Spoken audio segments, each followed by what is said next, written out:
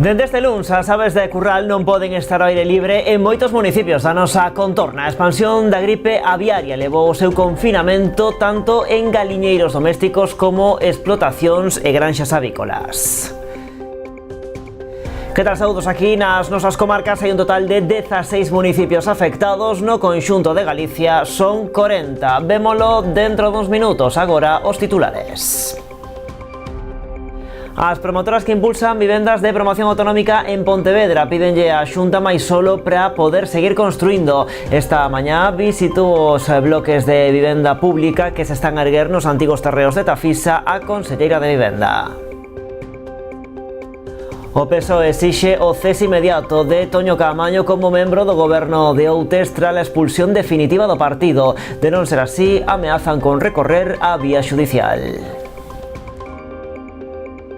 O Centro de Recollida de Animais da Pobra conta cun novo módulo dotado con 6 gateiras. A ampliación das instalacións, que son xestionadas pola protectora Moura, foi posible grazas ao Fondo de Compensación Ambiental da Xunta.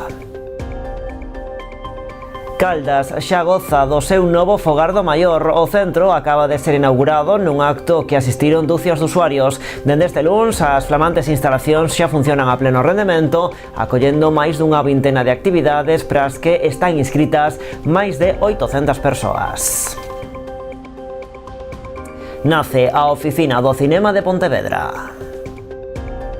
Trátase da herdeira da coñecida como Film Commission. O novo servizo chega tamén cunha nova páxina web que pretende ser unha ferramenta para facilitar e axilizar as producións audiovisuais na cidade.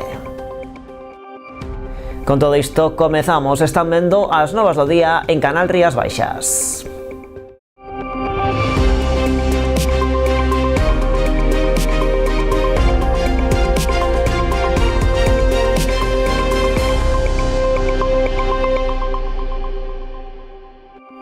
Dúas cooperativas están a impulsar vivendas de promoción autonómica en Pontevedra. Son Andares do Lérez e Beiras do Lérez, que están a construir nos antigos terreos de Tafisa. No que vai de 2025, a Xunta concedeu 8 axudas a cooperativas e promotores en toda Galicia, que permitirán construir máis de 400 vivendas. Hoxe, na visita celebrada en Pontevedra, as cooperativas pedironlle á Consellería máis solo para poder seguir construindo vivenda asumible. Andares do Lérez e Beiras do Lérez son as dúas cooperativas que están a impulsar a construción de vivenda de protección autonómica no barrio de Tafisa, en Pontevedra. As obras recibiron hoxe a visita da Conselleira de Vivenda. Esta tarea de facilitar acceso a vivenda digna, de calidade e a precio asequible é imposible que a consigamos soamente dende o punto de vista da administración pública. Temos que incentivar o sector a construción de vivenda protexida. Martínez Allegue visitou o edificio que está a ser impulsado por Andares do Lérez na rúa Ernestina Otero.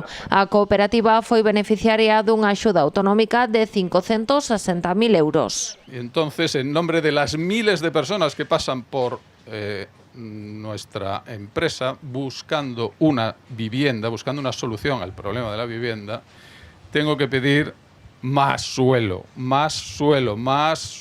para hacer viviendas protegidas.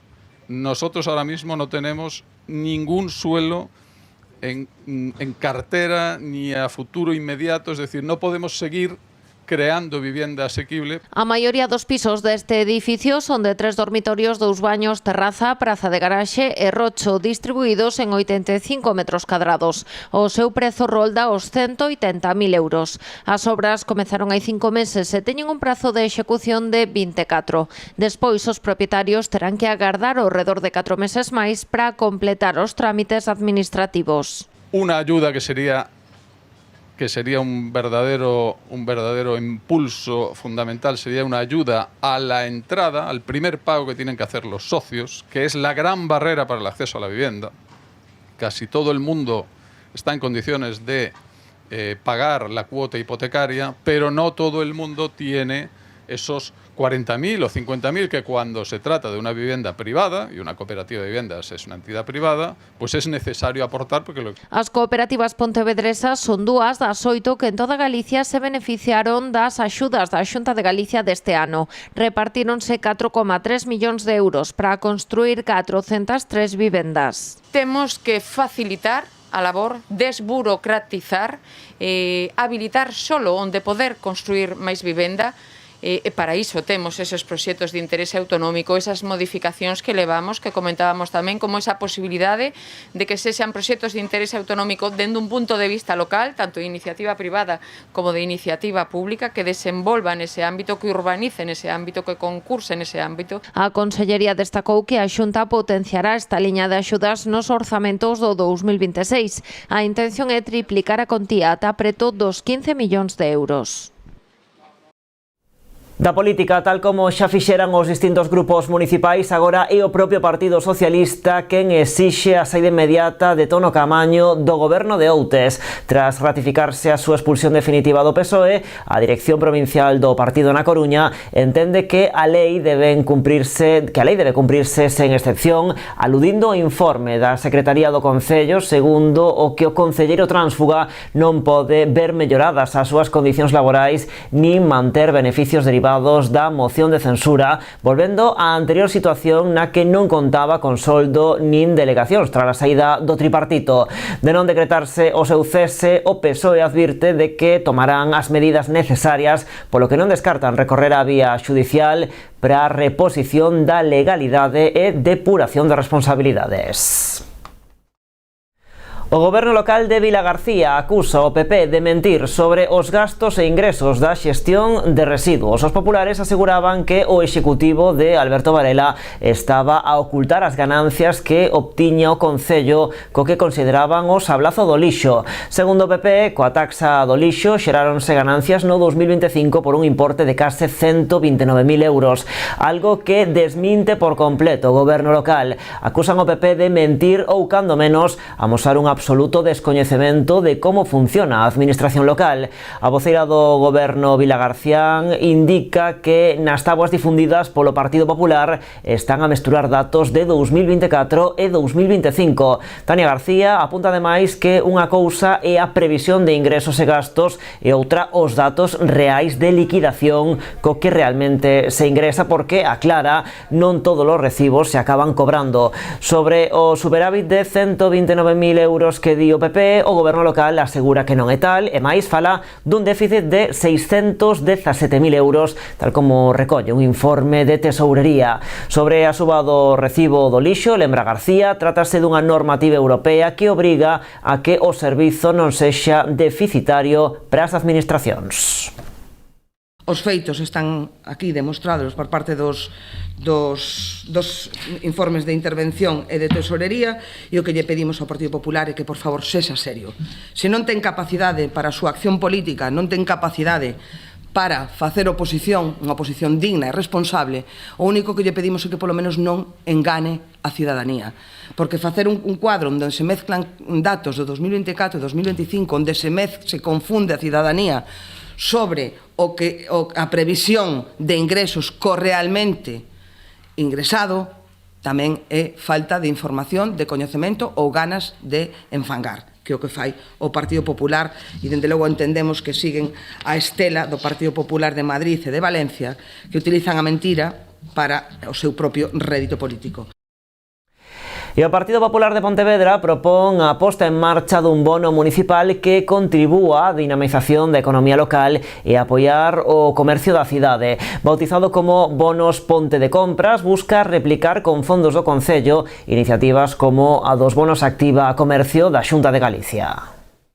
Que los pontevedreses podrán comprar bonos de 50 euros por 30 euros. Y creemos que este bono Ponte de Compras tendría un enorme impacto en las ventas de la ciudad y, sobre todo, daría un empujón económico a aquellos autónomos para poder andar más en el impulso que supondría para los autónomos un bono de estas características. Proponemos 800.000 euros de inversión. Eso supone poner en marcha 40.000 bonos y movilizar 2 millones de euros en nuestro comercio. Un ratio de 2,5 creo que es un ratio importante para dejar en la ciudad. Es bueno para el autónomo porque nos daría una liquidez inmediata, ventas hoy, sin burocracia, más clientes, un ticket mayor, y acercaría el comercio local al consumidor. También sería bueno para la clientela porque supone un ahorro directo. A dotación orzamentaria para esta iniciativa quedaría os 800.000 euros divididos en dúas anualidades semestrais de 400.000 euros para lanzar ao mercado os meses de maio e novembro. Ademais, cada persoa poderá solicitar ata 3 bonos de 50 euros por campaña, cofinanciados o 40% polo Concello e o 60% polo beneficiario para incentivar as compras antes da campaña de Nadal e as rebaixas do verán. Segundo a proposta dos populares, estes bonos estarían dirixidos a persoas maiores de idade empadroadas na cidade. Os establecementos que se sumen á iniciativa deberán cumprir varios requisitos co obxectivo de excluir a grandes superficies e concentrar o impacto económico no comercio de proximidade, a hostalería, o mercado de abastos e os autónomos de Pontevedra. Domínguez apuntou que a día de hoxe bonos deste tipo funcionan noutros concellos como é o caso de Santiago ou Vila García de Arousa.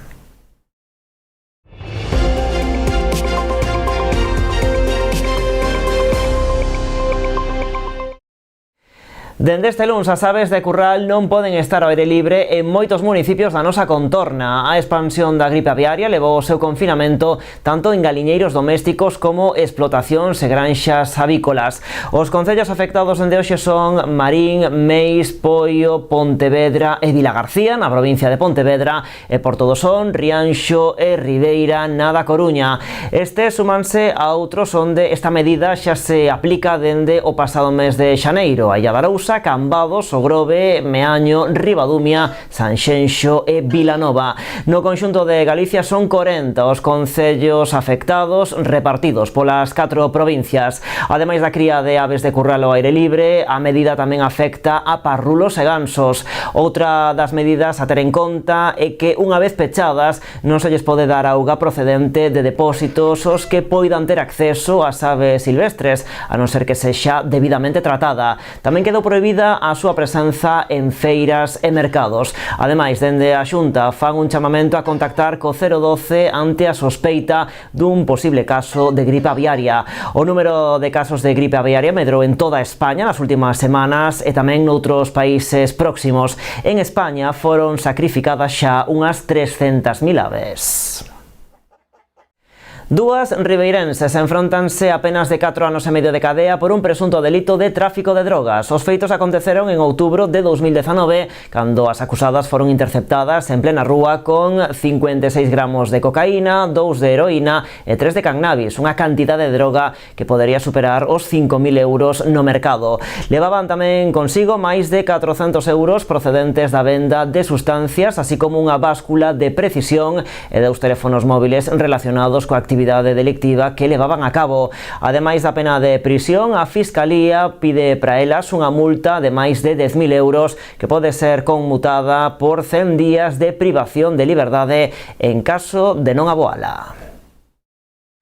E a Garda Civil detivo en Padrón a 2 varóns, un deles menor de idade, os que se lles atribúen alo menos un total de 26 delitos, na súa maioría roubos ou intentos de roubo con forza cometidos o pasado verán.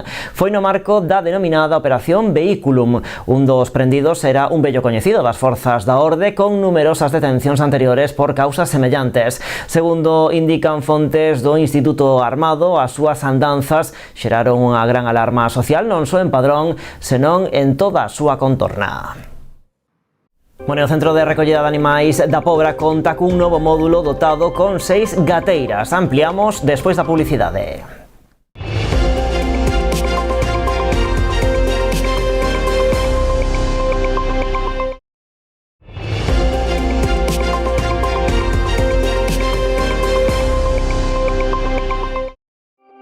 Aquí seguimos nas novas en Canal Rías Baixas. O Centro de Recollida de Animais da Pobra conta cun novo módulo dotado con 6 gateiras. A ampliación destas instalacións, xestionadas pola protectora Moura, foi posible grazas ao Fondo de Compensación Ambiental da Xunta. O compromiso do Concello da Pobra co benestar animal queda patente unha vez máis coa aposta polo Centro de Recollida de Animais.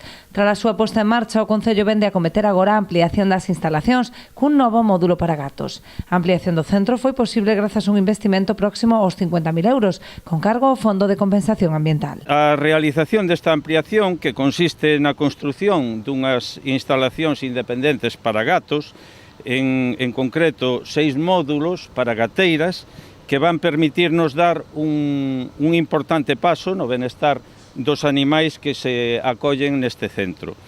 E esta ampliación quero que quede ademais moi claro desde o principio, porque a verdad é que lle agradecemos moitísimo á Xunta o seu compromiso con este tema. A subvención, grazas á CAL, pois podemos facer esta obra, procede do Fondo de Compensación Ambiental, unha subvención que nos concedeu a Dirección Xeral de Administración Local. En concreto foron 47.975 euros, que foron o que realmente nos permiteu facer pois esta ampliación. Ademais desta axuda ao Concello da Pobra, o Fondo de Compensación Ambiental da Xunta chegou nesta convocatoria a 10 concellos da comarca do Barbanza, aos que destinou máis de medio millón de euros na liña de subvencións non competitivas. O esforzo importante a nivel de Galicia, dentro destas liñas de Fondo de Compensación Ambiental, foron de 9,2 millóns de euros a nivel de toda Galicia, e dentro das non competitivas, o que a provincia da Coruña son 2,2 millóns de euros, son 48 concellos a provincias que se ven beneficiados. En esta comarca, eu si quería salientarlo, son 10 concellos os desta comarca do Barbanza que se ven beneficiados e donde se chega a un investimento de medio millón de euros. Pasamos o medio millón de euros, en concreto 520.000 euros. Na súa visita ás instalacións, tanto a delegada territorial como o alcalde quixeron agradecer o labor da protectora Moura encargada da xestión do servizo. Seguimos na Pobra. Ali o Concello fixo balance esta mañá dos investimentos levados a cabo no último ano a mellora de infraestructuras deportivas e axudas a clubes. O concelleiro de Deportes, Eloi Sobrido, cifrou en máis de 224.000 euros o montante total destinado a este fin, o que supón unha parte importante dos recursos do Concello. Unha parte do presuposto total investido no último ano en materia deportiva, uns 224.000 euros, foi destinada a mellora das infraestructuras municipais, con obra nova. A este apartado dirixíronse uns 104.000 euros, na súa maioría actuacións levadas a cabo no Estadio Municipal da Alta e tamén en Cadreche. En melloras das instalacións, non reparacións, en melloras, cousas que se foron poñendo a maiores, para que a xente pudera disfrutar dunhas mellores instalacións. Invertimos un total de 104.296 euros. Vale, aquí a destacar, por exemplo, o muro da Alta, que se tirou todo, se acondicionou toda a zona de aparcamento, foron uns 38.000 euros.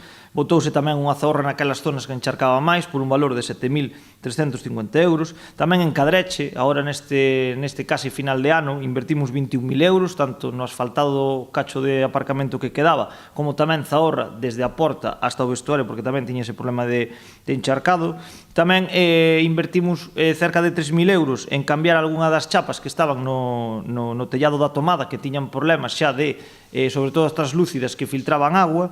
As gradas de Cadreche, que tuvemos que afrontar, que non estaba previsto cambialas cando foi o temporal que hubo a principio de ano. Outro dos esforzos máis importantes do Concello foi empregado no propio mantemento das instalacións, onde se investiron preto de 40.000. Pero a parte da mellora e o mantemento das instalacións deportivas municipais, o Concello tamén destinou unha importante parte de recursos a axudas a clubs, tanto de xeito directo como indirecto, que suman este ano uns 100.000 euros. En axudas directas foron 61.000 euros. Lóxicamente, o grosso destas axudas que as levou este ano foi o Club de Remo, que recibeu en febreiro unha subvención de emergencia por parte do Concello de 50.000 euros para a compra de material.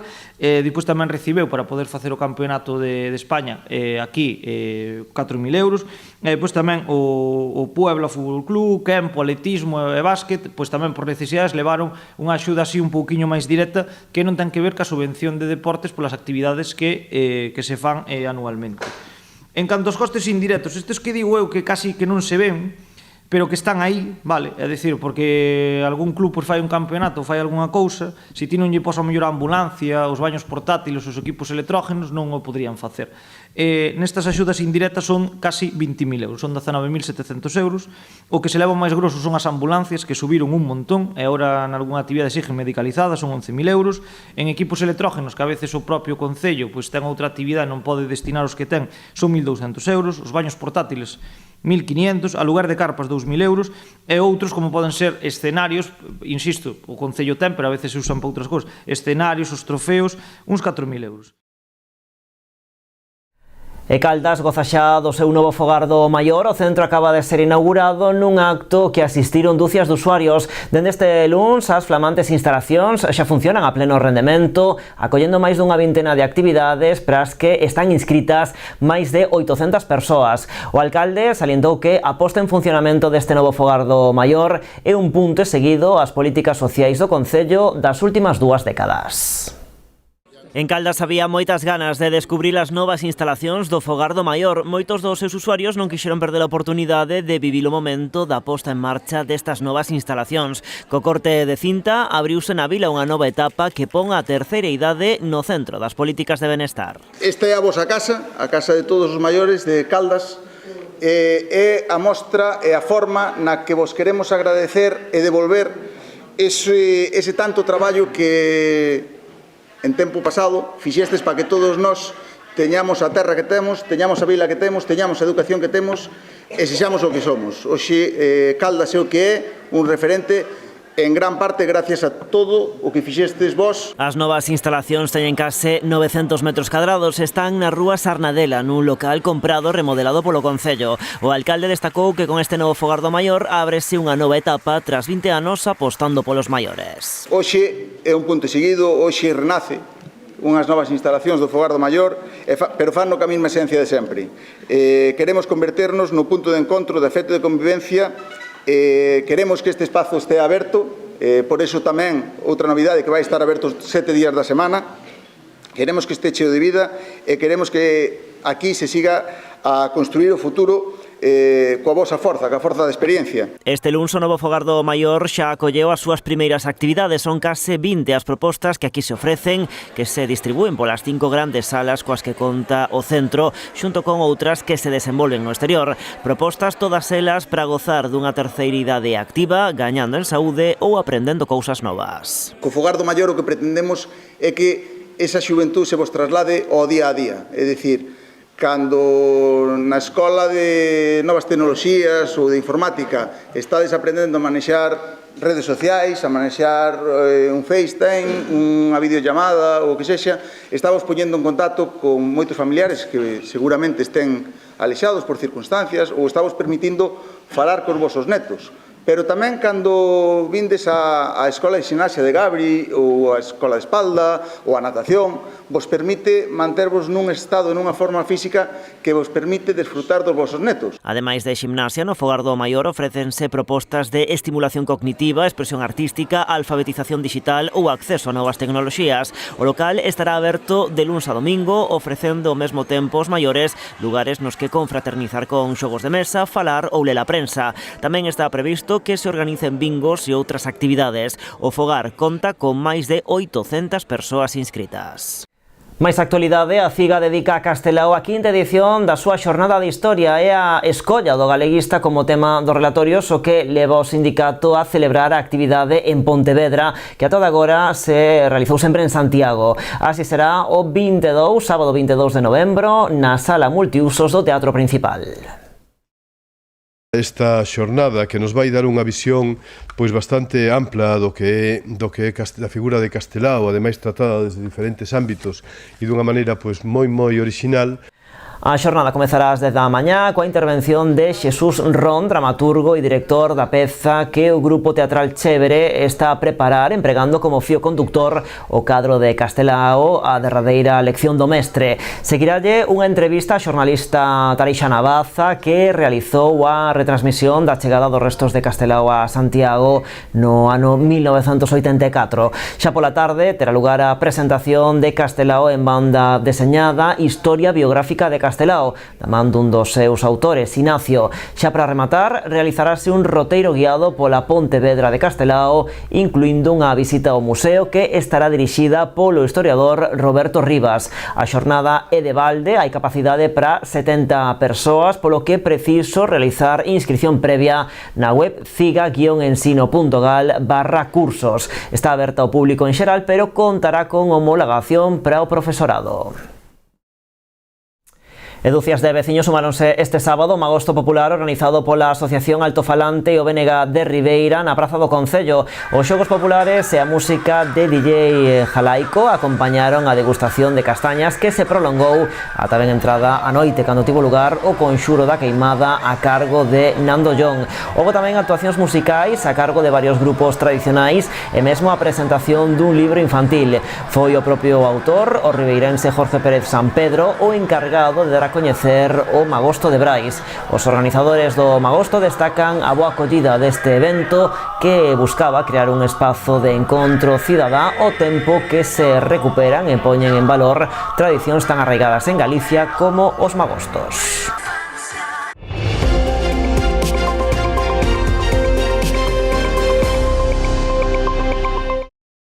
O Concello estrea a Oficina do Cinema de Pontevedra, herdeira da coñecida como Film Commission. O novo servizo chega tamén cunha nova páxina web que pretende ser unha ferramenta para facilitar e axilizar as producións audiovisuais na cidade. Pontevedra quere afianzarse como plató de cinema para as producións audiovisuais e para facilitar os trámites ás produtoras e equipos de rodaxe estrea unha nova web da Oficina do Cinema de Pontevedra, un servizo que substitúe a anterior Film Commission. Víamos que Film Commission era unha etiqueta pois que xa estaba demasiado usada, utilizada e que non expresaba realmente o que facíamos dende o Concello de Pontevedra. A idea de crear un novo logotipo, un novo nome, é que hacerlo máis noso, o sea, unha cosa máis local, máis persoal, non? A páxina web xa está operativa, inclúe un servizo de asesoramento para rodaxes que ofrece acompañamento durante o desenvolvemento das producións e apoio na resolución de imprevistos, na coordinación de necesidades logísticas e na relación cos distintos departamentos municipais. Pois he traballado para que sexa máis cómodo para eles que entren na páxina e xa teñan o que en realidad me están reclamando por correo electrónico. Ademais, a web propón un catálogo de localizacións que amosa as posibilidades da cidade como escenario audiovisual e ofrece un arquivo de todas as rodaxes que se teñen realizado en Pontevedra. Outra das ferramentas desta plataforma é un directorio no que compila información de diferentes provedores e técnicos que traballan na cidade. Para nós é moi importante que as rodaxes deixen unha pegada significativa na cidade, non só polo feito de gravar e rodar en Pontevedra, sino tamén a nivel económico.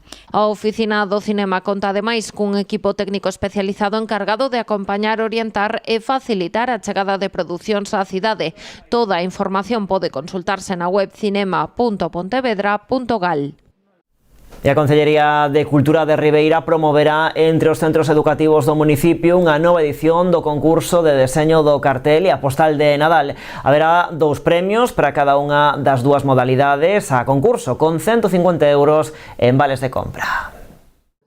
Un Nadal máis, a Concellería de Cultura de Ribeira vai a promover a creatividade entre os escolares cunha nova edición do concurso de deseño do cartel e da postal de Nadal. Na iniciativa poderán participar todos os nenos que estean escolarizados nos niveis de infantil e primaria nos centros educativos do municipio. A temática dos traballos deberá estar relacionada coa época de Nadal. Poderán presentar as súas propostas para o cartel e tamén este ano para as postais, porque vamos a recuperar as postais de Nadal, algo moi tradicional e que, bueno, non hai que perder a costumbre da escritura e é moi bonito recuperar esa tradición. Haberá 2 premios por cada unha das modalidades a concurso, de 150 euros en vales de compra. Vamos a repartir premios de alrededor de 150 euros en 2 bonos, un de 100 e outro de 50, en vales de compra para gastar no comercio local. Entonces, animo a todos os nenos e nenas que dende hoxe se queiran inscribir en esta proposta que lle ofrece de novo o Concello de Ribeira e poñan en marcha a súa creatividade. O prazo da recepción das obras prolongarase ata o vindeiro 24 de novembro, podéndose realizar no Centro Cultural Lustres Rivas. As bases completas poden consultarse xa na páxina web municipal www.ribeira.gal. Pois así rematamos a actualidade, xa saben, continúa en canalriasbaixas.com e tamén nas nosas redes sociais. Como sempre, graciñas por estaren aí.